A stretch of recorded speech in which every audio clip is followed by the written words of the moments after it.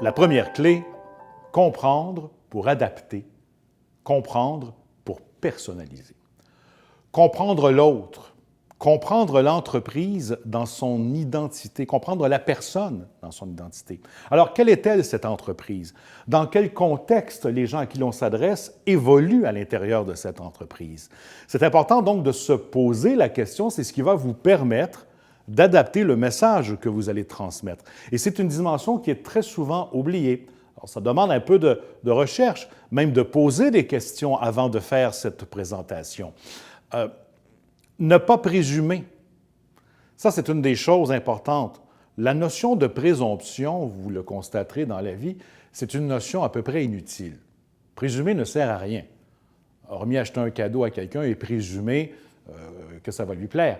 Mais sinon, la présomption, ça sert à rien. Alors, c'est important d'aller chercher les réponses. Entre autres, quelles sont les contraintes? Quelles sont les contraintes de l'entreprise qui vous sollicite? Quelles sont les contraintes des gens qui y travaillent? Quelles sont les contraintes de la personne à qui vous vous adressez, si c'est une seule personne? Et c'est important de poser la question.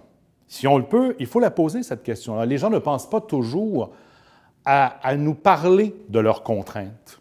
Mais en posant la question, oui, les gens vont dire « Ah oui, c'est vrai. Ça, on ne peut pas aller vers ça.